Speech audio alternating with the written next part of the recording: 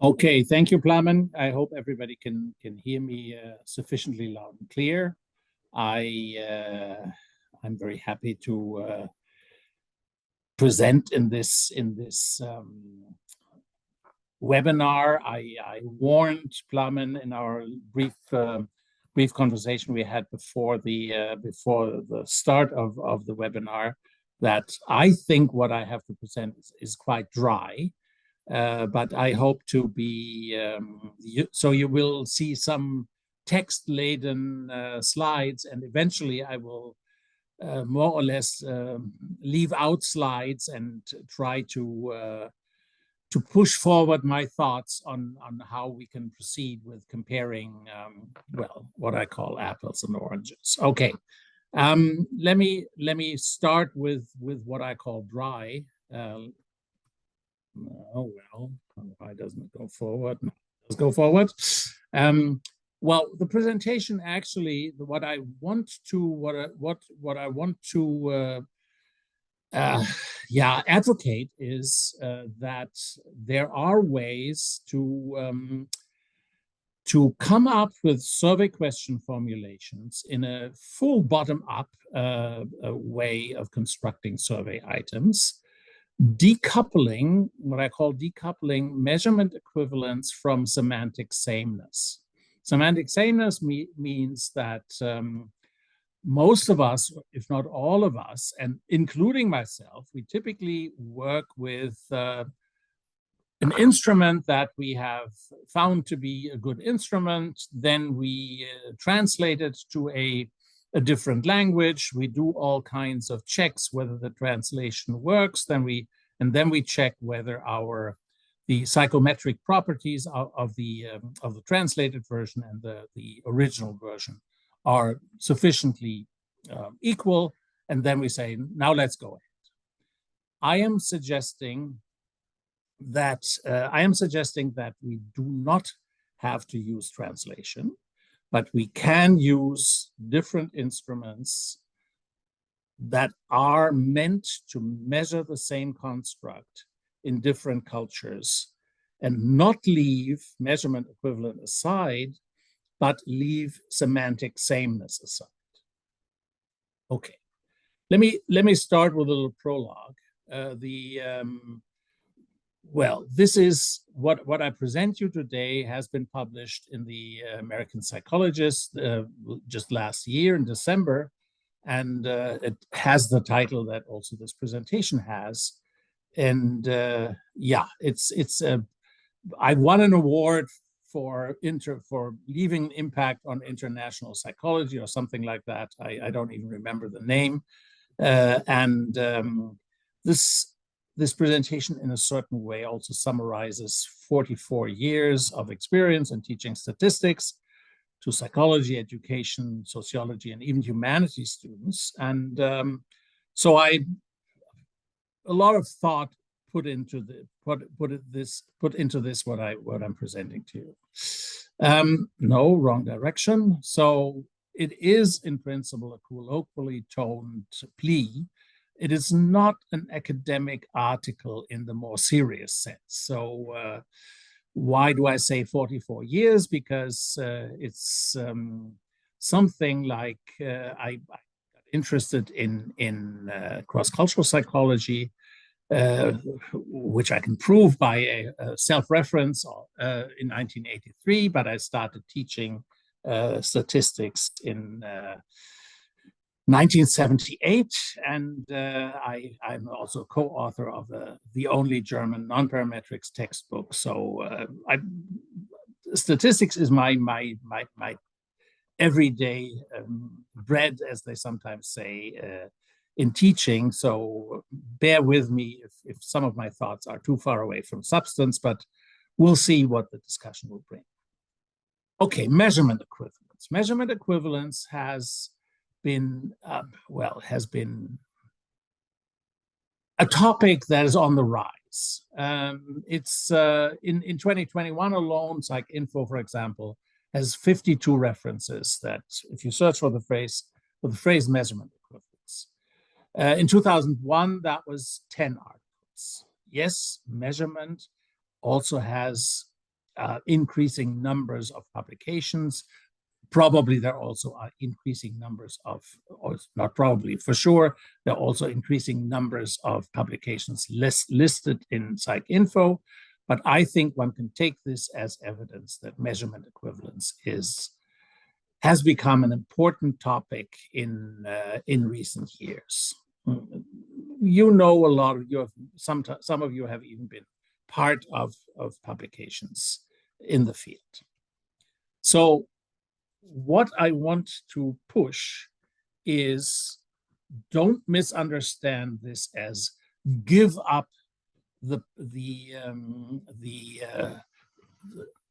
strive for measurement equivalence. What I want to push is not giving it up, but I want to push for giving up the necessity of, I said that before, of semantic sameness and measurement equivalence.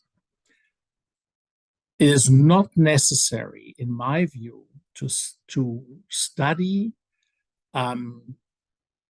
in different cultures, for example, or across the lifespan or whatever, using the same items, the identical items all the time.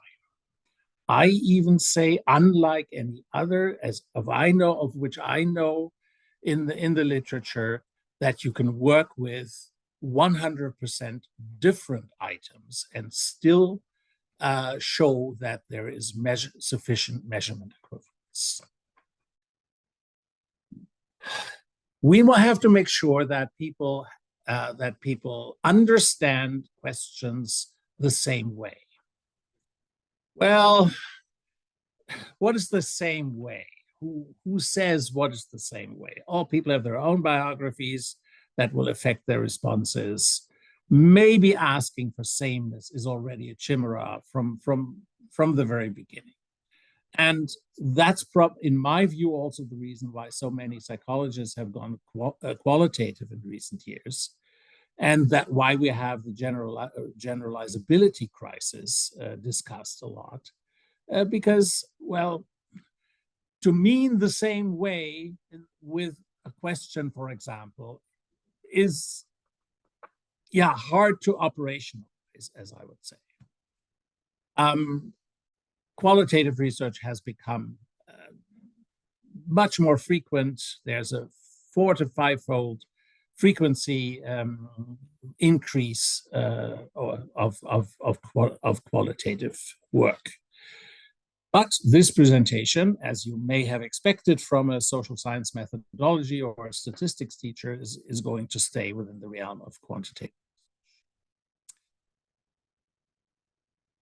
Let me give a brief historical. In pre-1945 questions, the topic of measurement equivalence was rarely addressed. There are occasional early publications on scale consistency. Richardson, Richardson were one of the early publications. And then there's something I found I had never heard of before. I found in 1928 by a person named Johnson, and it said, well, if a variable is not capable, old language, capable of direct observation and measurement, it has no existence other than the sort one confers upon it by assumption. So what one assumes that it will mean. And this, in modern or more modern language at least, means that the meaning of a latent variable, example, I have always the example of parenting style, is determined by what we put into it, or in the old language, what we confer upon it. Maybe you could keep this in mind. In the 60s, of course, the tide began to turn. Our friend John Barry published something on cross-cultural comparability in 1969. Many others from the cross-cultural circles have worked on similar topics. Strauss published a paper in 1969, Phenomenal Identity and Conceptual Equivalence of Measurement in Cross-National Comparisons, Comparative Research. So this was discussed. well, ever more methodologically, I would say. And of course, our dear friends from the circle of cross-culturalists like Ipe and Harry, Ipe Boehnke and Harry Troyandis, they all published on this, and also, well, it has been a topic that is interesting all cross-culturalists. Okay, it has interested sociologists and political scientists. Glenn Elder has not written anything about the methodology, but has addressed the topic of, can you use items, the same items at different historic times to measure the same thing? What I suppose that how you think about the same thing or measurement equivalence varied across time with statistics proficiency. What we could do in social science statistics, which of the more complex formulae we finally understood and imported into our academic discipline. So in the early times, actually, there was only the case that scales needed to be equally or close to equally consistent in different groups. That was one of the signs that Louis Guttman and Cronbach, and they said, well, that is very important. Somewhat later, when exploratory factor analysis had entered mainstream psychology, so Cattell, the Cattell swing, this became a bit more rigid. The factor structure of a collection of items needed to be the same in data from different contexts.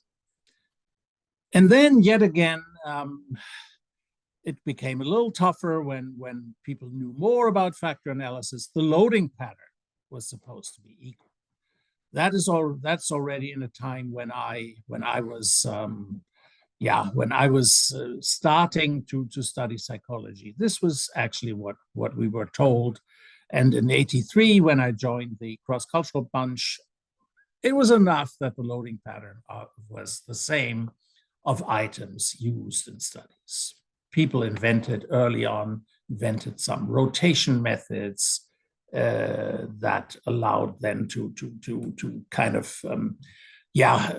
similarize, that's not English, but what the data made overt. Okay, this changed again when confirmatory factor analysis entered the stage. So when software, you can use examples from the software packages that became available: Lizrel, LVPLS, EQS, and somewhat later the now en vogue software packages, MPS and AMOS. When that entered these procedures entered the stage, it became obvious that you could assess in numbers the equivalence, the degree to which mathematical matrices were equivalent. That's what measurement equivalence is all about. We look at the equivalence of certain matrices. That is what is the important point about measurement equivalence. Okay, and then of course this could be assessed, what would be acceptable as something. The famous article by Hugh and Bentler that is cited many thousand times, and there was a similar article by Pugh and Felden in 2020, which probably will also be cited frequently in the near future. But then there is the weird world bias. All know the acronym WEIRD, Western Educated Industrialized Democratic. So much of what we use as instruments, the overwhelming majority of instruments that we use in our disciplines, come from the United States. I would guess about 95% come from the, if you include the weird world, and this is maybe even a very modest estimation. I had no chance to count that. So what is reflected in psychological measurement, by and large, is the life world of Western academics. Of course, they are, as many of us, interested in other cultures. But how they're interested in these cultures is determined by their worldviews, which come from the weird world, because that's where they grew up, were trained, etc. And items that do not fulfill the level of measurement equivalence that is sought, it's not all agree on how strong this should be tested, how strongly this should be tested, but it is the case that, well, measurement equivalence, we have to show, and items that do not pass the test will be cut. Yeah, we have typically Western an instrument that originates from the West. We typically translate it, I'll come to that a little later, and then we use it in another culture. If it doesn't speak in the same way in another culture, we cannot use it there in this other culture. And we cannot, for comparative reason, we can then also not use it in the West, because you need something that is comparable if you want to compare. Okay, so what comes from that, or what do I draw from this?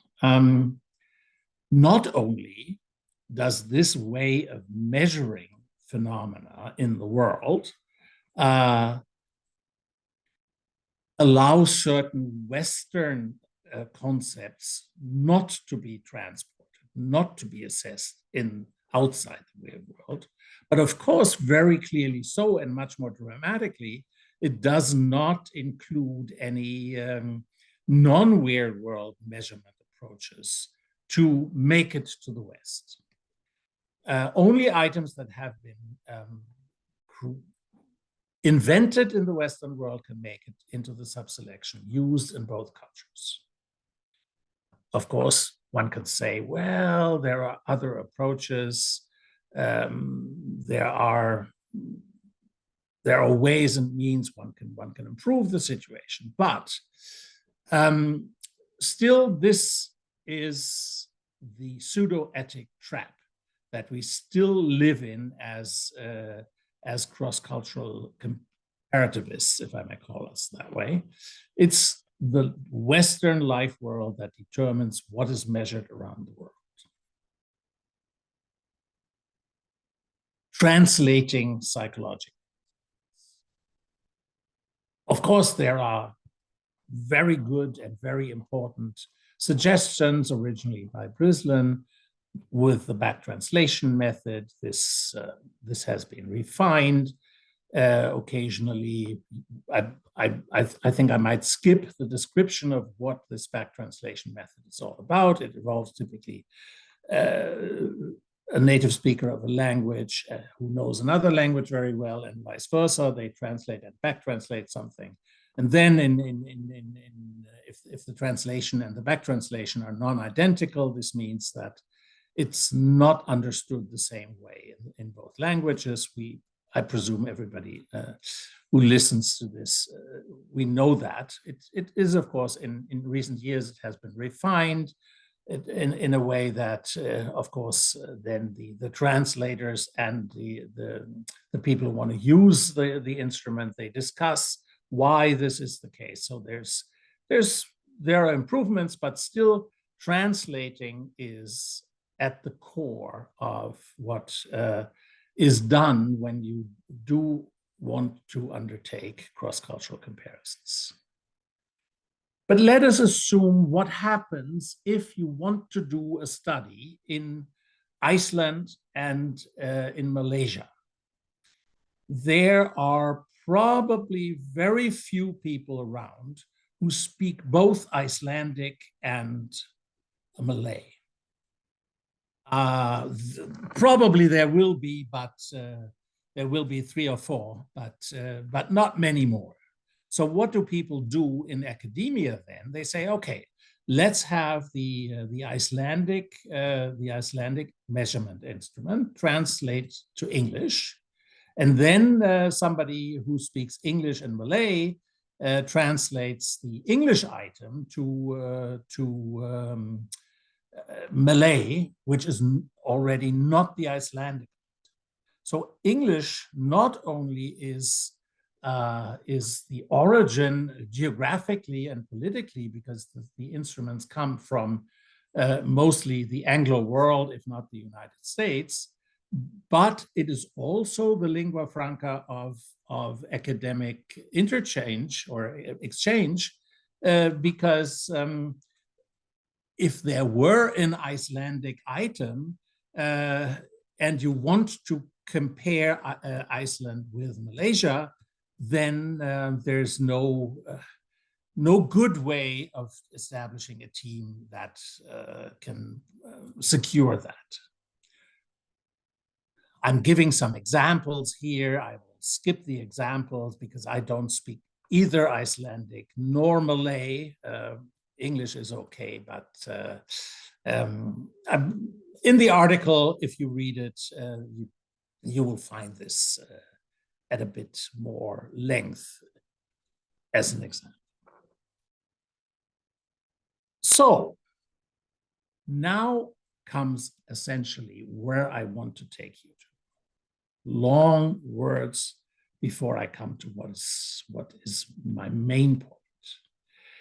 There are several levels of equivalence that we have to be concerned with. The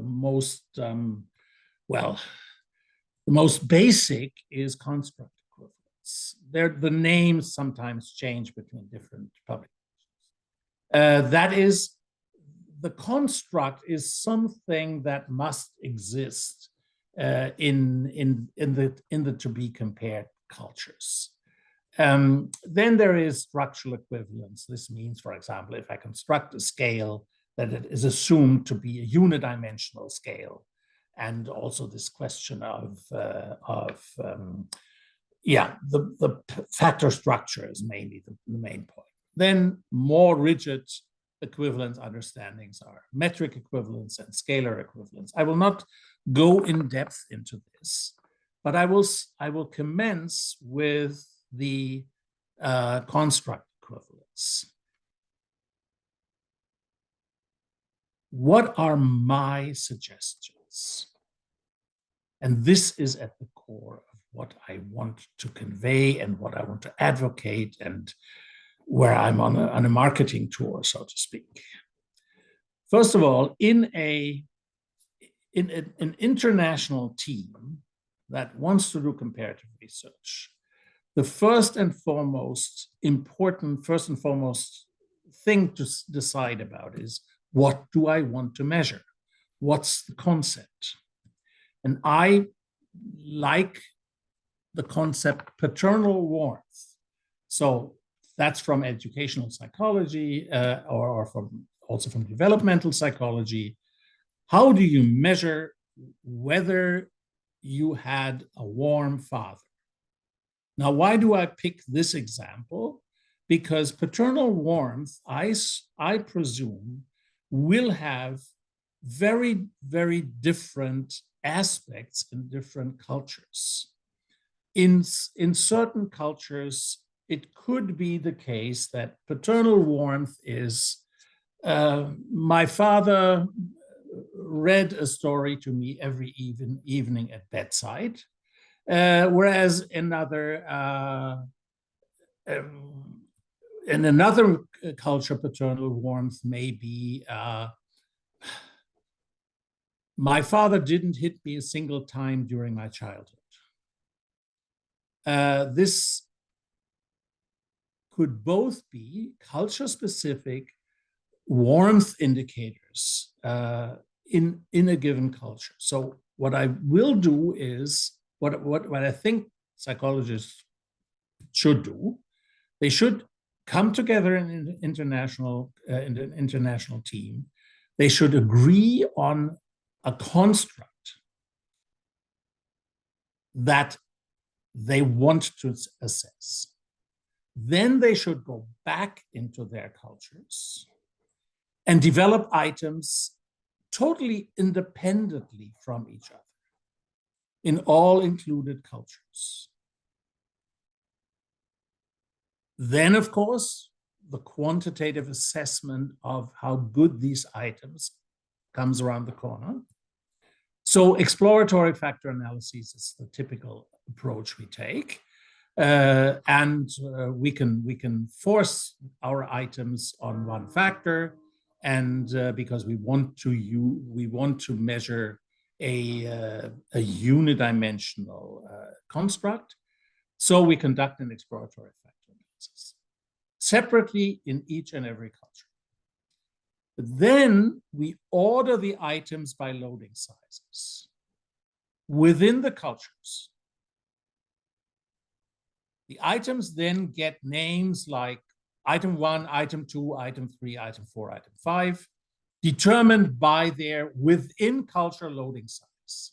So 0.90, 0.85, 0.86, 83, 0.82, 0.69, point whatever. And then we join the data, we collapse the data, and the variable names are determined, as I said, by their loading size. And then we perform whatever we like with regard to measurement equivalence. So what this means, you have decided on a concept, in this case, paternal warmth. You have developed culture-specific items. These culture-specific items can be arranged in a certain mathematical matrix, correlation or covariance matrix in our case. And then the similarity of these matrices is compared, and we can check measurement equivalence in a way we deem appropriate.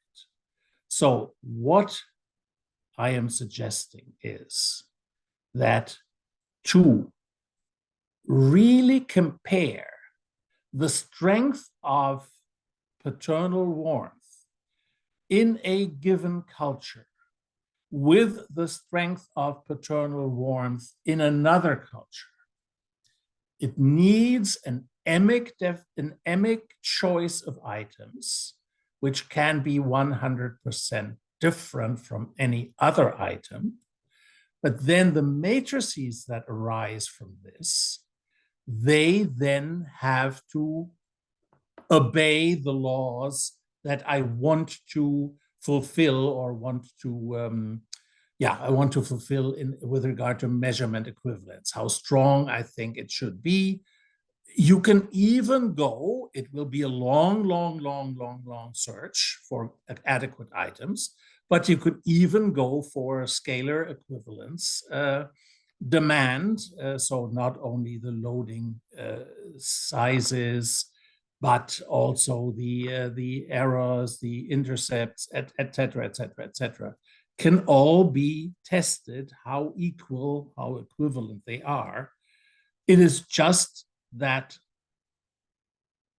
nobody translates item from one culture to the other, but you say, okay, I have a certain assortment of items. I show that these 10 items, for example, typical psychological scale of middle size, produces exactly the same mathematical matrices, so covariance matrices.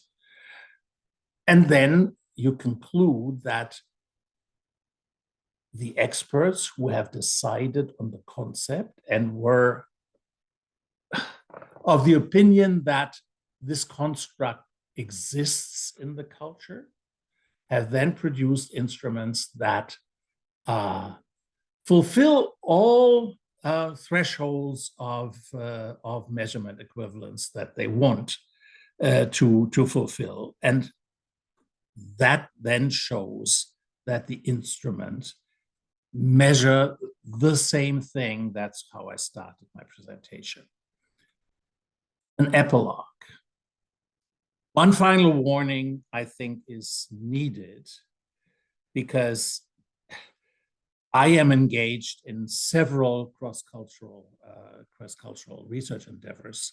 And of course, in many of them, I follow the traditional thing with that we all know there is an instrument in German, for example, and I want to study it in the Czech Republic, Slovakia, Poland, and Hungary. And what I do is I translate that to Hungarian, have it back translated to German, and then I do the study. So arguing against dogmatic approaches to measurement equivalence does not mean that researchers are in any way encouraged to throw equivalence demands overboard. Just proceed as they please when planning comparative research. The essay, that's American Psychologists, to the contrary, spoke for upholding the equivalence demand while decoupling semantic from covariance matrix sameness. And in the times of open reviewing, I was admittedly quite proud, difficult word also, quite proud that David Matsumoto seconded my opinion as an editor, as a reviewer of my paper for the American Psychologist. So at least the peer review was telling me not all absurd what I had collected there. Thank you.